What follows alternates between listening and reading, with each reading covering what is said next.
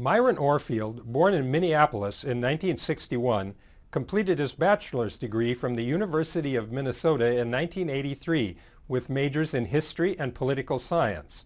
After a year as a history graduate student at Princeton, he moved to the University of Chicago and completed a Juris Doctor degree from the law school there in 1987. He practiced law for 4 years, rising to become a Special Assistant Attorney General for the state of Minnesota in 1991. He was elected to the Minnesota legislature in 1991 and served as a representative for a decade there, followed by 2 years in the Minnesota Senate. During the 1990s, he also joined the faculty of the University of Minnesota Law School and has remained there up to the present. In 2001, he founded a demographic research firm specializing in political research and election studies. This 1997 article in the Brookings Review was published alongside a longer treatment of the same topic in his book, Metropolitics. The book became a very widely read and influential description of his efforts to promote new public policies in Minneapolis-St. Paul. Orfield wanted to reverse what he calls polarization of metropolitan areas. His efforts to actually change the course of urban development, rather than only passively documenting whatever happens to a city, made him one of the leaders of a new style of applied social science in the field of urban studies. Unlike many of the articles for this course, which mostly were written by academics who watched urban society from the sidelines and tried to make sense of it, this article by Orfield describes his own active attempts to participate in the political life of a major American city. He tried to change public policies to solve serious social problems as he saw them. Writing in the late 1990s, he had already been a practicing attorney and also a legal official for the city of Minneapolis and the state of Minnesota.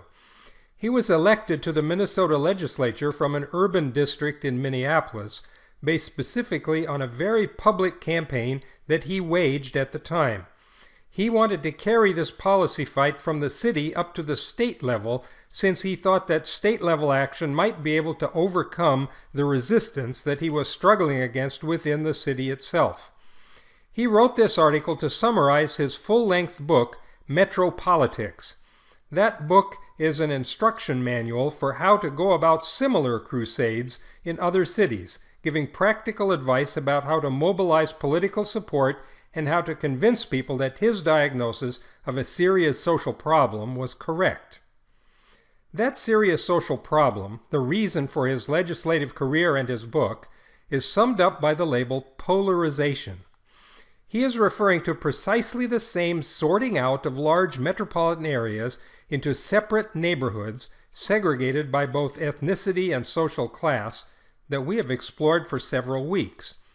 In his many colorful maps, we can identify clearly the concentration of poverty and other social disadvantages in the older central city and its surrounding zone in transition, especially in ethnic minority neighborhoods. Out across something like the concentric zones of Ernest Burgess, we find higher and higher economic and social status of residents and increasing wealth, education, property values, and political power.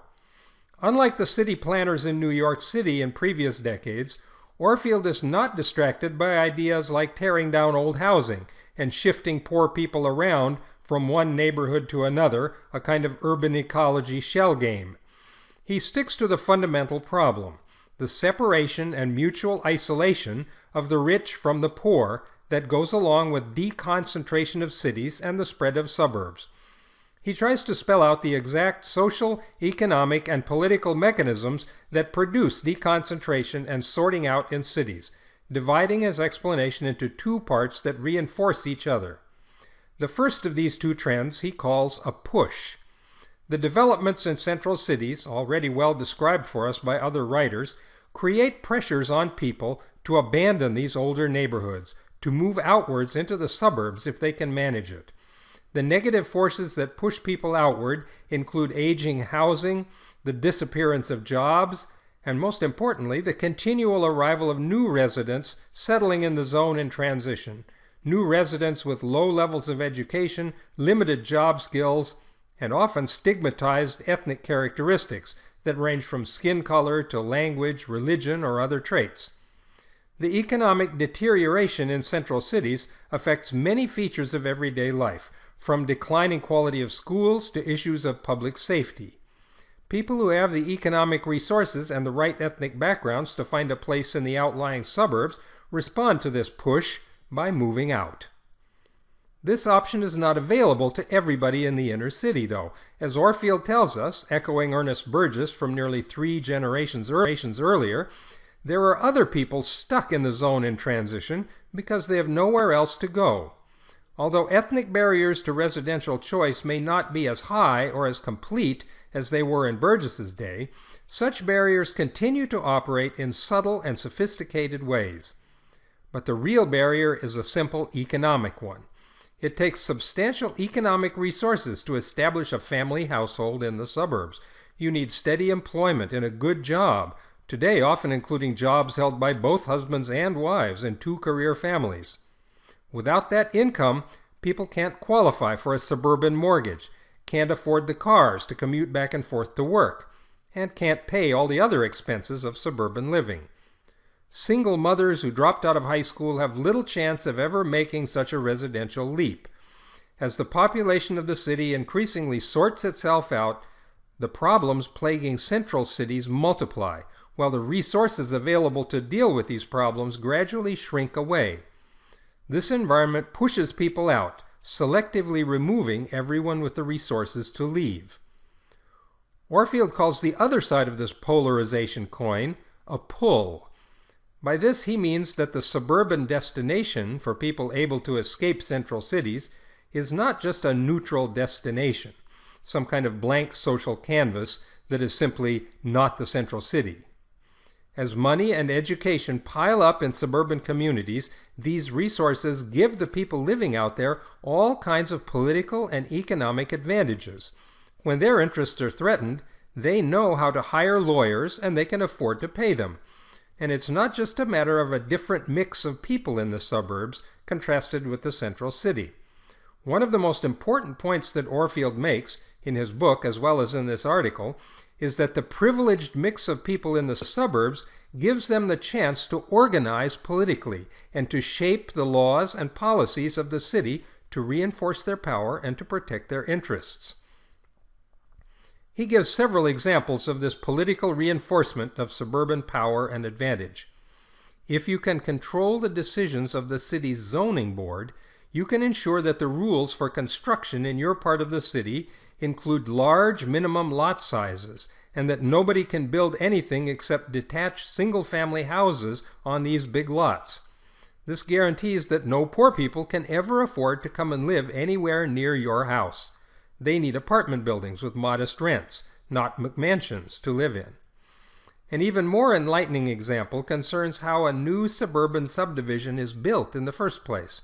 When a private developer acquires a large parcel of open land on the outskirts of the city and arranges to have it zoned R1 for large lots and houses, there's a little problem of infrastructure and services to solve. Somehow all the new houses must be connected to water mains, sewer lines, and electric service lines.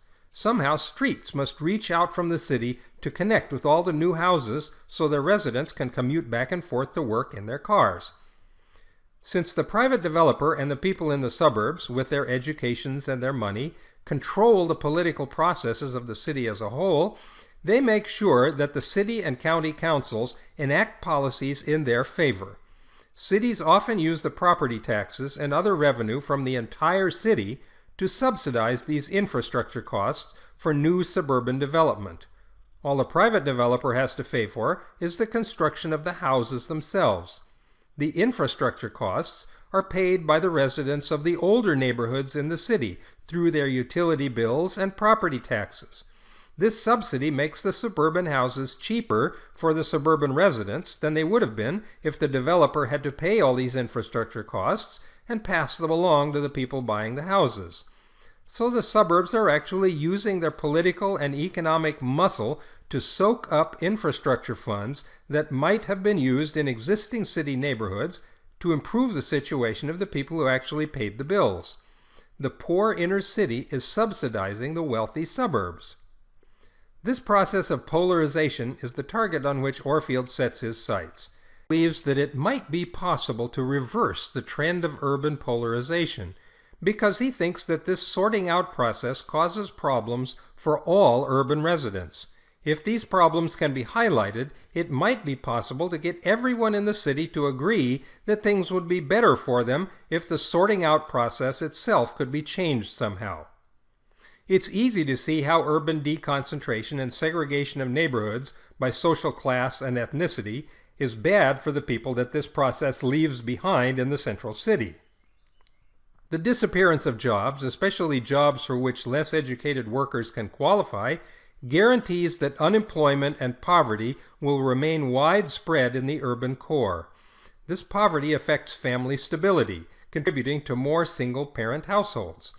The lack of a financial foundation, not just within households but for the entire community, also means that schools may be underfunded. The children from impoverished single-parent households make less progress in these schools, often drop out, and a cycle of poverty takes root in the community. Property values fall, landlords lose incentives for making repairs, the quality of housing declines, setting in motion a separate downward spiral in the physical environment that prompted the urban renewal efforts in the third quarter of the last century. Elijah Anderson's Code of the Streets springs up in the midst of this economic despair and physical deterioration. But Orfield makes a crucial point about contemporary American cities, a point that is at odds with the simple, neat, concentric rings drawn by Ernest Burgess almost a century ago. The economic, social, and physical damage done by urban deconcentration can't be locked up and confined to the central city. As he points out in this article and documents in much more detail in his Metropolitics book, the negative consequences of the sorting out process leak out from the central city and begin to spill over into other neighborhoods further out into the suburban ring. It's important to remember that the prosperity of suburbs depends not only on the wealth and social status of the residents living in such residential neighborhoods. In the long run, that prosperity also depends on the movement of jobs out into the suburbs, as described by Casarda and by Stoll. Many of the most important economic questions for neighborhoods, such as the health and quality of the school system and funding for parks and other amenities, depend on the property tax base in each neighborhood. For example, the dominant model for funding public schools in American cities is based on boundaries drawn around local school districts, controlled by local school boards. Each school board draws up its financial budget based on the property tax revenues collected within its own school district. A school district with a healthy tax base can afford wonderful schools. A district with a deteriorating tax base ends up with deteriorating schools. It would be hard to find a more perfect example of designing social and political boundaries that reinforce the sorting out and segregation of metropolitan areas based on social class and ethnicity. The sad fact is, says Orfield, that the competition among different neighborhoods and school districts for affluent residents who pay more property taxes and for new businesses who provide local jobs and pay even more property taxes creates winners and losers, even among the different suburban areas themselves. In particular, he documents clear evidence that in Minneapolis, less affluent suburbs gradually lose the battle for local businesses, wealthy residents, and so also for the essential tax base to support a thriving neighborhood. These losing suburbs, often occupied by blue-collar workers, are not poverty neighborhoods. Orfield is clear about that. They do not suffer from the extreme problems of the central city. But he also shows clearly that they've lost out to the richer suburbs. For instance, he reports that by losing out in the competition for new suburban jobs, these less successful blue-collar neighborhoods also struggle to sustain a tax base that can support their local schools. They experience some of the highest dropout rates in the city. Property values rise more slowly than in more successful suburbs. Residents in these neighborhoods pay their taxes and their utility bills, but these revenues for the city, on balance, have been siphoned off by sheer political muscle for new roads and infrastructure for the richer suburbs in different parts of the outer ring of the metro area. This brings Orfield to the crucial question. The wealthiest suburbs, where people with the best educations, the best jobs, the best houses, and the best schools have managed to segregate themselves in enclaves of privilege, also have the money and political connections that have allowed them to create legal regulations that reinforce their advantages. Why should people in this favored quarter, as he calls it, have any interest in the fate of the desperate inner-city residents, or even in the problems faced by the other, less powerful suburbs that have lost out in the competition for jobs, taxes, and political muscle? It is extremely tempting for these urban elites in their exclusive neighborhoods to adopt a version of the lifeboat ethic, the idea that they have managed to save themselves from the sinking ship of the metropolitan decay and decline. The paradox of finding yourself in a lifeboat, particularly if the icy ocean all around you is filled with desperate swimmers from the sinking ship, is that you can't save all those other people without sinking your own lifeboat. Better that you lucky ones in your lifeboat should row away and leave the others behind than that you should stop to help those others and everybody, including you, ends up in a watery grave.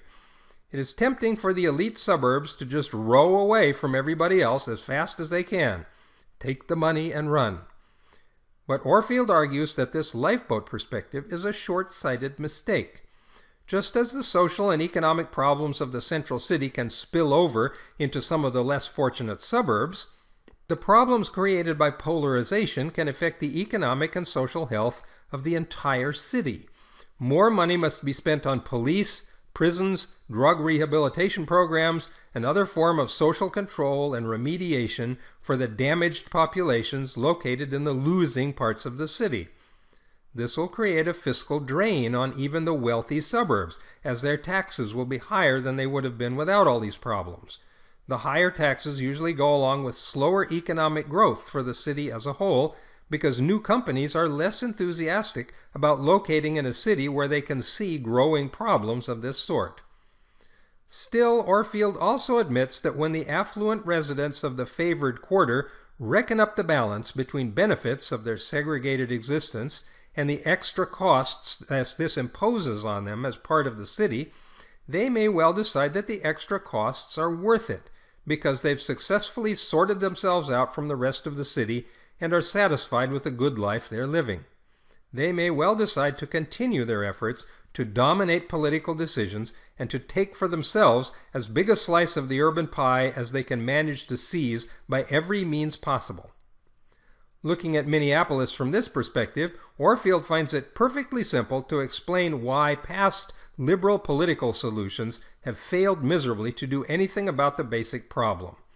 Government benefits like food stamps, rent subsidies, and the like do nothing to replace the jobs that have disappeared from the central city, destabilizing the families and households living there and leaving a dead-end environment of despair.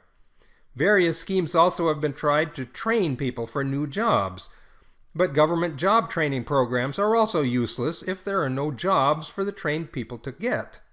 Success rates for such programs usually only reflect the fact that people with the new program credentials simply displace other people who didn't participate in the program, a kind of musical chairs of unemployment, since none of these programs actually create any new jobs for people to take. It is also simple for Orfield to explain why past conservative solutions to inner-city problems have been equally miserable failures. Tax cuts for corporations and other incentives to relocate businesses have had virtually no effect on the exodus of jobs from central cities.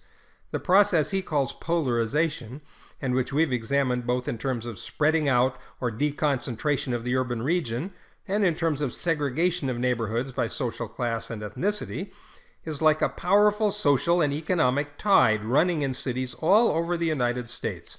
The conventional political solutions proposed by both liberals and conservatives have been tried and have failed.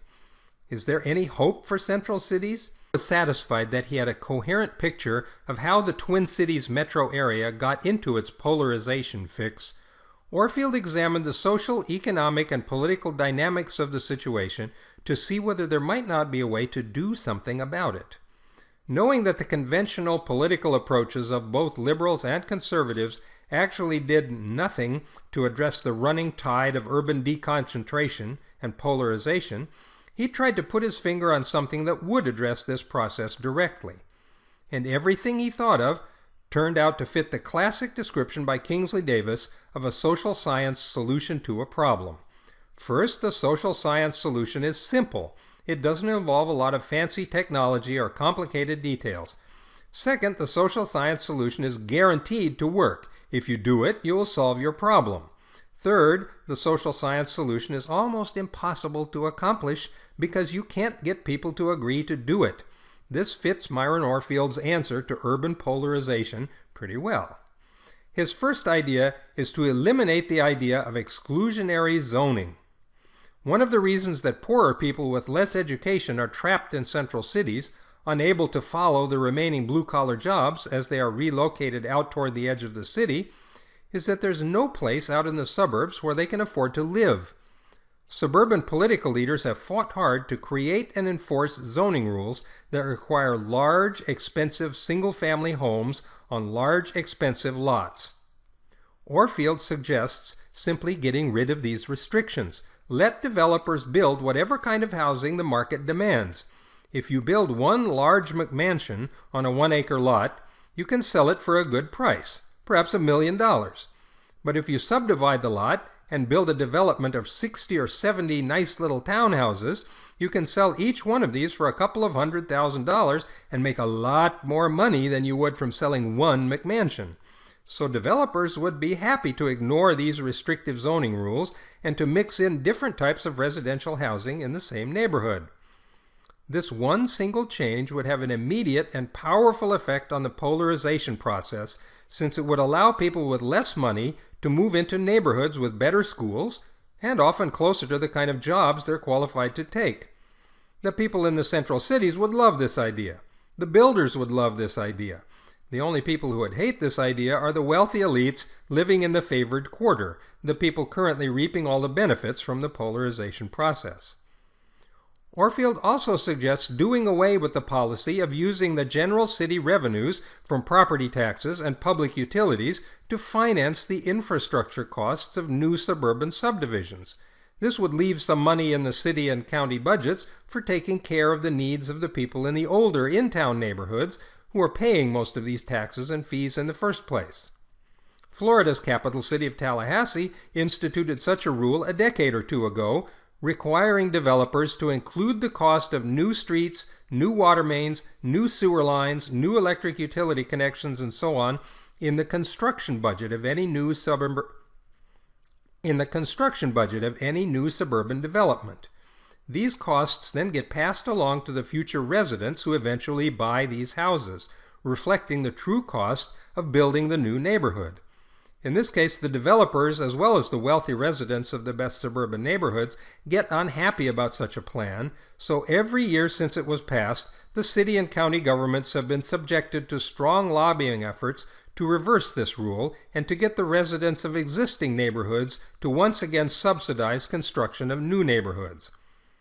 Orfield has another suggestion to address the problem of unequal resources across school districts.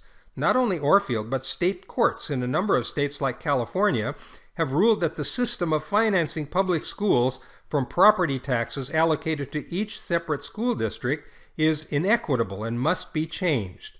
The most radical proposed solution is to collect property taxes as before, based on the assessed value of the houses, but to equalize the tax rate across all neighborhoods in a city, or possibly even across all homes in an entire state. Then all the property taxes go into a general fund and are allocated back to all the school districts, not on the basis of where each house was located, but on the basis of how many students there are in the district's schools. This idea usually turns out to be far too extreme for most people to tolerate. Compromise solutions often direct some smaller fraction of property tax revenues into an adjustment fund that can be used to supplement the school budgets of the most troubled districts. Always, the people most opposed to this idea will be the wealthy residents of the favored quarter, who have managed to establish superior schools for their children, giving them another lifetime advantage over children from the rest of the city. In every respect, then, Orfield's solutions are basically a direct attack on the exclusive privileges of the urban elite who have segregated themselves in what he calls the favored quarter of the city. The fact that these elites have been able to rig the entire city in their favor in the first place testifies eloquently to the concentrated power and privilege that they possess. In fact, Orfield freely admits that every time things come down to a direct contest between the interests of the elite suburbs and the desperate inner city, the inner city always loses. That is how the inner city residents got into their current mess. So why and how does Orfield imagine that his ideas have even the ghost of a chance of becoming reality? Are all of his suggestions just wishful thinking, just a frustrating dream with which he can tantalize inner city residents without real hope of them coming true? The innovative heart of Orfield's approach is not only that he puts his finger on the polarization process as the root problem of cities, it is also that he has suggested solutions that actually might work if they were tried. The heart of his approach is that he thinks he has identified a political path to actually making these changes happen. The key to this political path comes from his observation that the residents of the elite favored quarter suburbs in any city are actually a fairly small percentage of the total urban population. The most disadvantaged central city residents are also a fairly small percentage of that total.